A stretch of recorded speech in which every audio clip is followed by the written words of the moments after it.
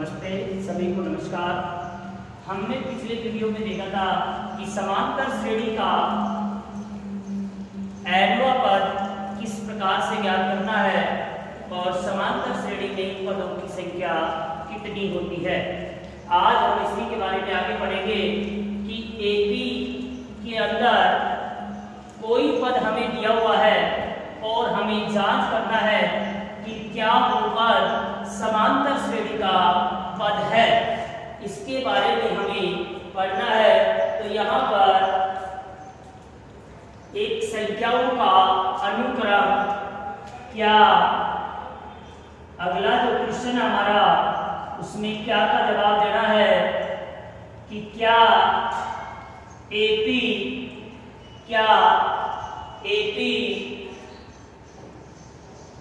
5, 11, 17, 23 का कोई पद 301 है। क्या एपी 5, 11, 17, 23 का कोई पद 301 है। इसके बारे में हमें देखना है कि क्या इस समांतर श्रेणी का कोई पद 301 है, यानी कि इस समांतर श्रेणी में 301 कोई पद है या नहीं है, इसकी हमें जांच करनी है। तो यहाँ पर जांच करने के लिए हमें उसी प्रकार से हल करना है। सबसे पहले एपी का प्रथम पद क्या है, 5। यहाँ इस एपी का सार अंतर कितना होगा, 11 माइनस 5। तो यहाँ 11 में से 5 घटाएंगे तो कितना आएगा, 6। समांतर श्रेणी के अंदर प्रथम पद क्या है, 5, सार अंतर क्या है, 6। और इसमें पूछ रहा है कि क्या इस एपी का कोई पद 301 है। तो यहाँ पर इस 301 को हमें अंतिम पद मानना है। क्या करना है इसमें, इस 301 को क्या मानेंगे, अंतिम पद। अंतिम पद मानने के बाद हमें किसका मान ज्ञात करना है, इसमें n का मान। और यदि n का मान एक प्राकृत संख्या प्राप्त हो जाए तो यहाँ पर एपी का कोई पद 301 होगा। और अगर n का मान प्राकृत संख्या प्राप्त नहीं होता है तो इस एपी का कोई पद 301 नहीं होगा। तो यहाँ पर माना an बराबर 301, माना an बराबर कितना होगा, 301। अब हमें इसमें n का मान ज्ञात करना है। तो सूत्र हमें वही एपी का nवा पद का लगाएंगे। एपी का nवा पद an बराबर a plus n minus 1 कोष्टक b। तो यहाँ पर an का मान कितना है, ये मान रखेंगे। तो यहाँ पर हमने जो माना है मान 301, a की जगह क्या आ जाएगा, 5, n की जगह n हमें इसमें ज्ञात करना है और b की जगह आ जाएगा 6। इसके बाद 301 बराबर 5 प्लस 6 माइनस का 6। 301 बराबर 5 प्लस 6 माइनस का 6। अब इसके बाद पक्षांतरण करेंगे तो 301 प्लस 6 माइनस का 5 बराबर 6। 301 में 6 जोड़ेंगे 307। 307 में से 5 घटाएंगे तो यहाँ पर आ जाएगा 302। 302 बराबर 6 और n बराबर 302 बटा 6। अब हमें 6 का भाग किसमें देंगे, 302 में। 6 का भाग 302 में देना है। यदि हम 302 में 6 का भाग दे तो भाग पूरा पूरा चला जाए तो इस AP का कोई पद 301 होगा। तो यहाँ पर ध्यान देंगे हमें ये हो जाएगा 151/3 यानी कि 3 पंजे 15, 50 सही 1/3, 50 सही 1/3। तो ये हमारे पास प्राकृत संख्या नहीं है। प्राकृत संख्या कौन सी होती है? प्राकृत संख्याएं 1 से लेकर के अनंत तक, अर्थात 1 2 3 4 5 6 इस प्रकार से अनंत तक ये जो पूर्ण संख्याएं होती है ये अगर हमारे पास प्राप्त हो जाती है तो इस AP का कोई पद 301 होगा। तो यहां पर n का मान प्राकृत संख्या नहीं है। n का मान प्राकृत संख्या नहीं है, इसलिए इस AP का कोई भी पद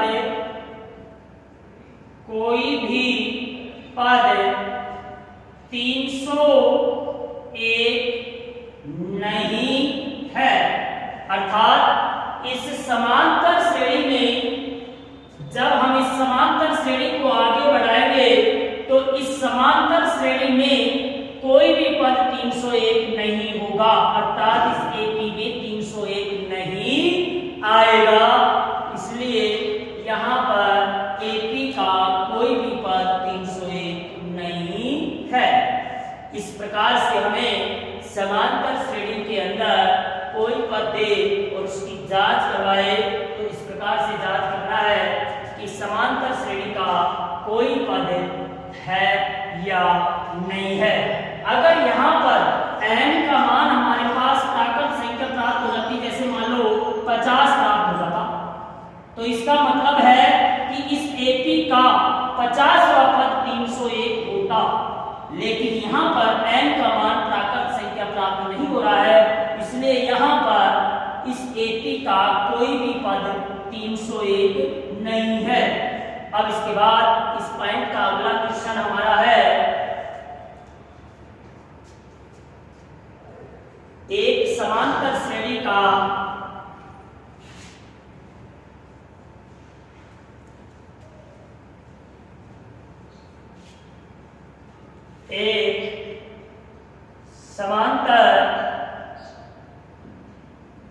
श्रेणी का छठा पद,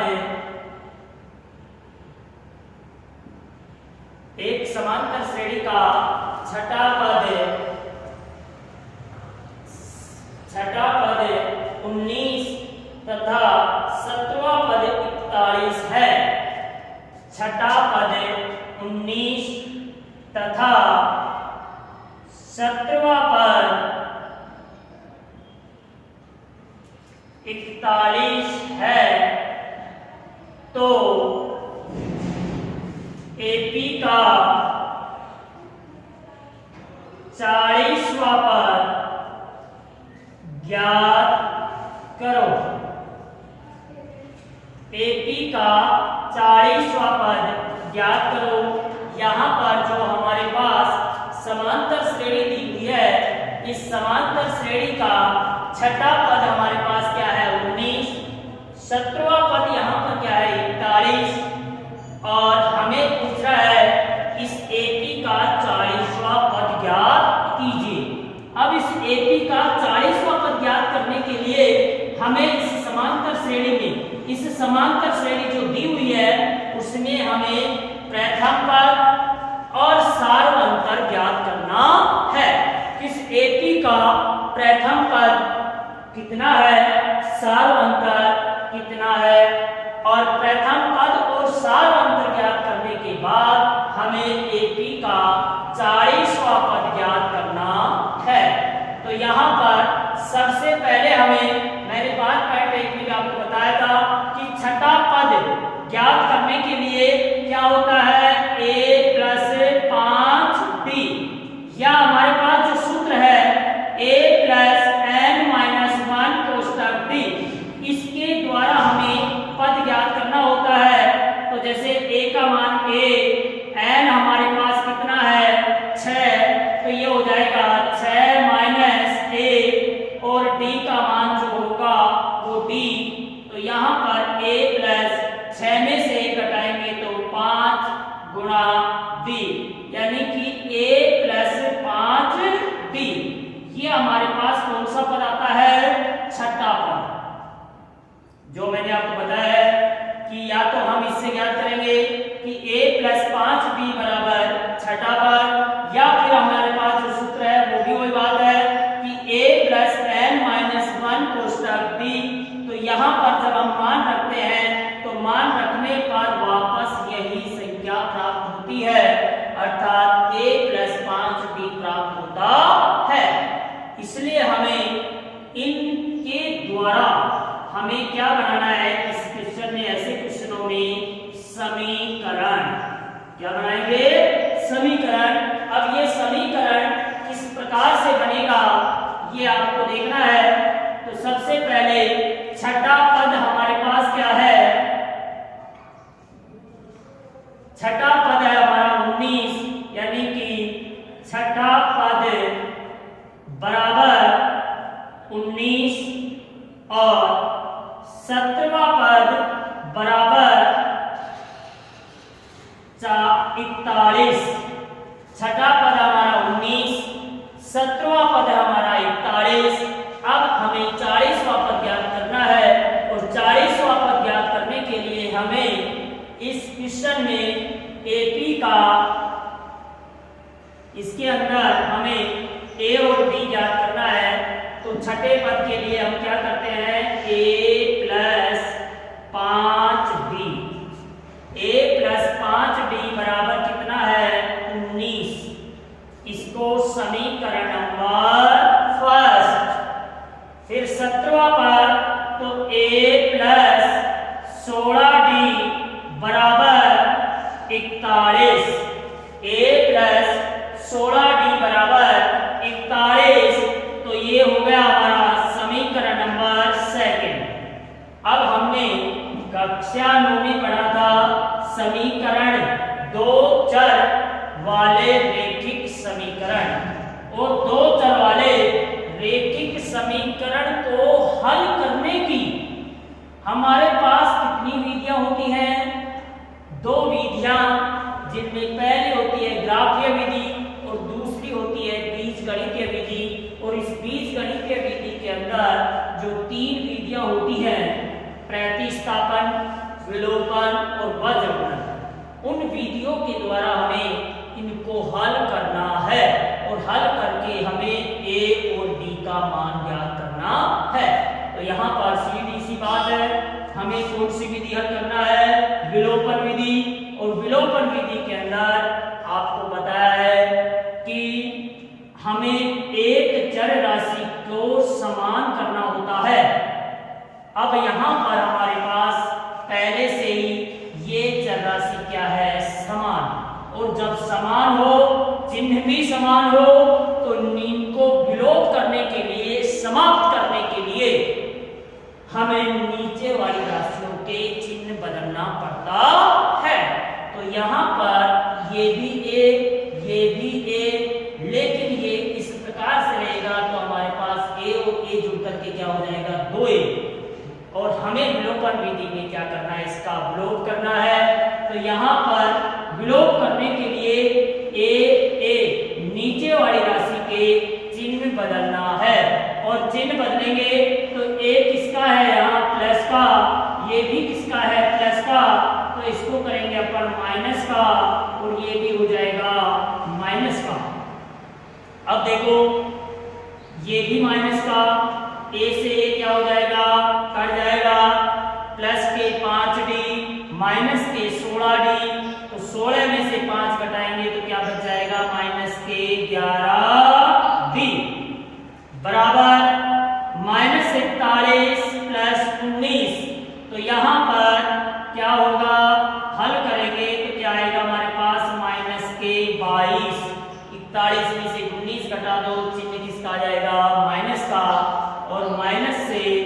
माइनस कट जाएगा तो ये हो जाएगा d बराबर 22/11 और d का मान आ जाएगा यहाँ पर 2।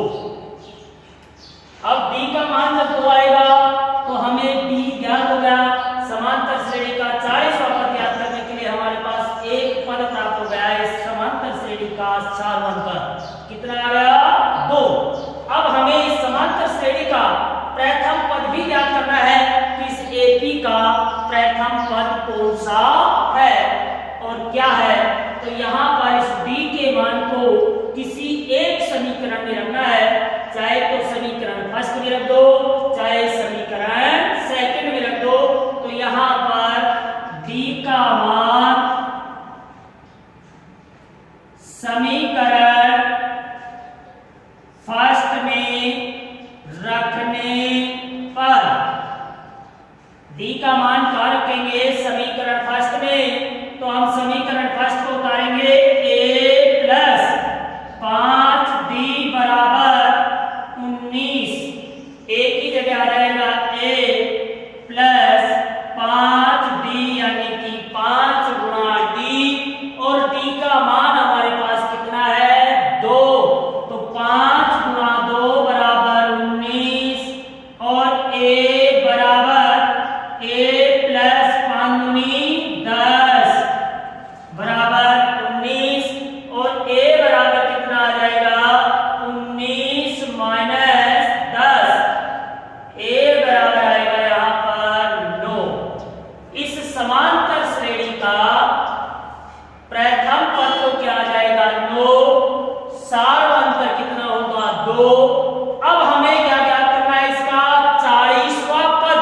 क्या ज्ञात करना है इसका 40वां पद। और 40वां पद ज्ञात करने के लिए हमें या तो लगाना है a प्लस 39d या फिर हमें सूत्र के द्वारा लगाना है कि वो भी वही है a plus n minus 1 कोष्टक d। दोनों में से किसी एक के द्वारा हमें हल करना है। तो यहाँ पर हमारे पास आ जाएगा ये 40वां पद यानी कि AP का a बराबर तो है 9 और d बराबर है हमारा 2।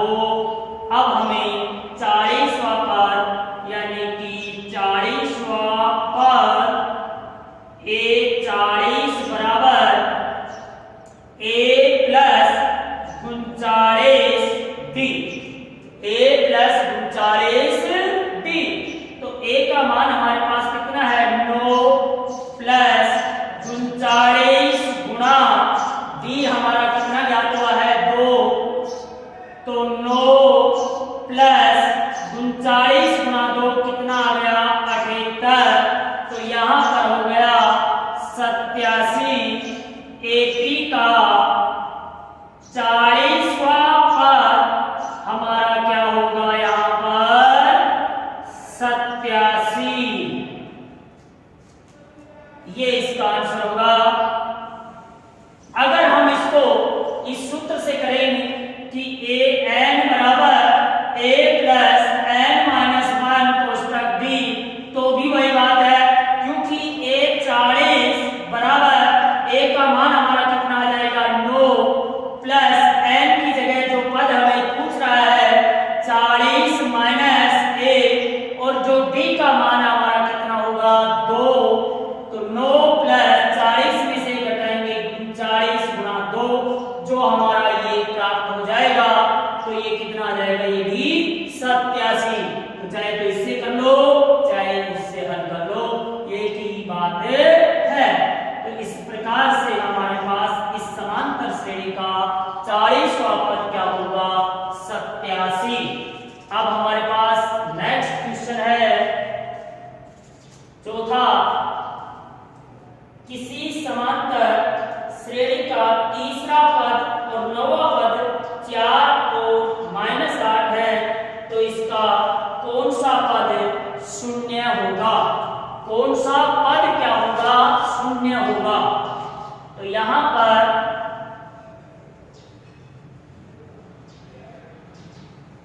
अगले क्वेश्चन में हम देखेंगे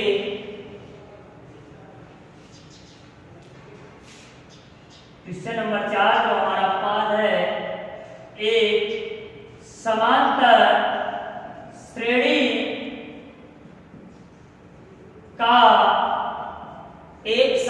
श्रेणी का तीसरा और नौवां पद क्रमशः 4 और -8 है। एक समांतर श्रेणी का तीसरा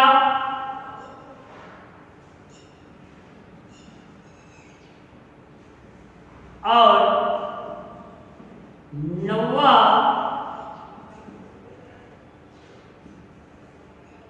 पद क्रमशः 4 व -8 है, तो इसका कौन सा पद शून्य होगा?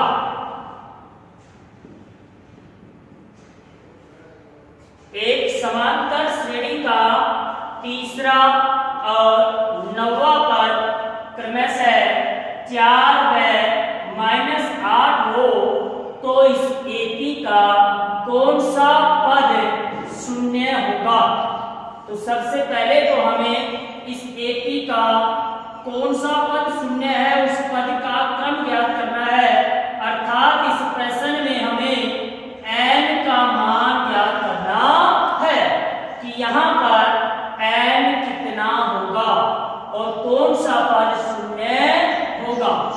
तो यहाँ सबसे पहले इस समांतर श्रेणी का कौन सा पद शून्य होगा ये ज्ञात करने के लिए हमें इस एपी का प्रथम पद और सार्वंतर ज्ञात करना है। क्या ज्ञात करना है? प्रथम पद और सार्वंतर। तो यहाँ पर इसको जब हल करेंगे तो ध्यान दीजिए, पिछले प्रश्न में हमने जो हल किया था उसी प्रकार से ये हल होगा और उसी के अनुसार ए और बी ज्ञात होगा। उसमें हमें 40वां पद पूछा था और इसमें हमें कौन सा पद शून्य होगा ये ज्ञात करना है। तो यहाँ पर देखिएगा, तीसरा पद यानी कि A3 बराबर कितना है? 4 और A9 बराबर -8। A3 बराबर कितना है? 4। A9 बराबर कितना है? -8। तो यहाँ पर A प्लस 2B बराबर 4, A प्लस 2B बराबर 4 और A प्लस 8D बराबर -8। ये तो है हमारा समीकरण नंबर फर्स्ट, ये है समीकरण नंबर सेकंड। हल करेंगे इसको, चिन्ह बदलेंगे, ये किसका होगा? माइनस का, ये भी माइनस का और ये हो जाएगा प्लस का। तो A से A क्या हो जाएगा? कट जाएगा। 2D माइनस 8D बराबर क्या आएगा? माइनस का 6D। माइनस का 6D बराबर 4 और 8 कितना हो जाएगा? 12 और D बराबर 12 बटा माइनस का 6 यानी कि D बराबर कितना होगा? माइनस का 2। तो D का मान यहाँ कितना आ गया? -2। अब हमें क्या ज्ञात करना है इसमें? A, और A ज्ञात करने के लिए D का मान समीकरण फर्स्ट में रखने पर, D का मान समीकरण फर्स्ट में रखने पर, तो D का मान हम समीकरण फर्स्ट लेंगे। A प्लस 2D बराबर 4। A प्लस 2D बराबर 4। A का मान यहाँ पर कितना है वो ज्ञात करना है। 2 गुणा माइनस का 2 बराबर 4 ए प्लस माइनस क्या होगा, माइनस 2 दूनी 4 बराबर 4 और ए बराबर 4 प्लस 4 यानी कि ए का मान कितना होगा, 8। तो एपी का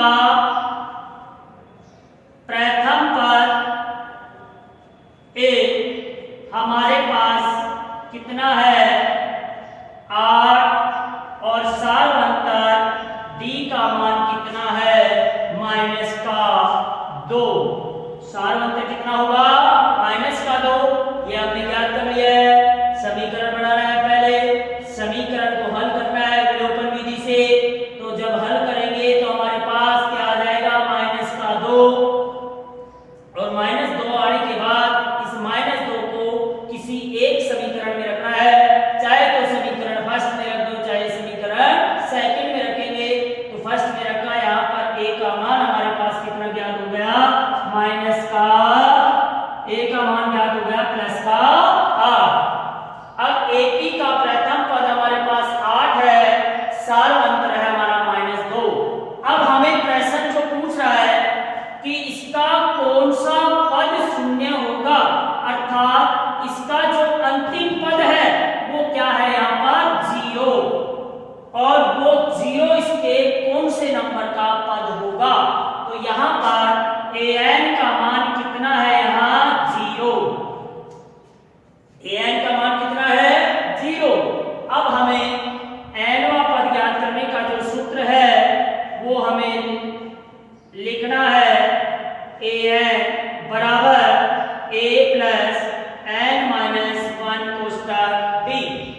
an की जगह क्या रखेंगे, हमें 0 रखना है, a की जगह कितना है, 8, n की जगह क्या रखना है, n हमें ज्ञात करना है माइनस का 1 और b की जगह माइनस का 2। 0 बराबर 8 गुणा करेंगे, -2 को n से गुणा करेंगे, माइनस का 2l minus minus plus 2a का 2। फिर इसके बाद 8 का क्या कर दो, पक्षांतरण, 8 और 2 का, तो -8 माइनस का 2 बराबर माइनस के 2n। ये हो गया माइनस का 10 बराबर माइनस के 2n। माइनस से माइनस क्या हो जाएगा, कट जाएगा, और n बराबर क्या होगा, यहाँ पर 10/2 और n का मान हो जाएगा यहाँ पर 5। तो इस एपी का कौन सा पद शून्य होगा, तो इस एपी का 5वां पद शून्य होगा। यहाँ पर हमें लिखना है कि 5वां पद बराबर शून्य होगा, यानी कि ये समांतर श्रेणी के अंदर एपी का 5वां पद 0 होगा। इस प्रकार से हमें चौथा क्वेश्चन करना है, जिसमें समांतर श्रेणी का तीसरा पद दिया हुआ है, 9वां पद दिया हुआ है, और हमें ये पूछ रहा है कि इस एपी का कौन सा पद शून्य होगा। तो यहाँ पर कौन सा पद शून्य होगा, तो सबसे पहले हमें इस एपी के अंदर प्रथम पद और सार्वंतर ज्ञात करना है। तो यहाँ पर जब हम प्रथम पद और सार्वंतर ज्ञात किए तो प्रथम पद आया हमारा यहाँ पर कितना, 8, और सार्वंतर कितना आया, 2 माइनस का 2। अब हमें प्रश्न का जवाब देना है कि इसका कौन सा पद शून्य होगा। तो एपी का कौन सा पद शून्य होगा, तो यहाँ पर जो समांतर श्रेणी है उसमें nवां पद का सूत्र लगा करके मान रखना है। मान रख करके हमारे पास n का मान कितना आएगा, 5, अर्थात 5वां पद यहाँ पर क्या आ जाएगा, 0।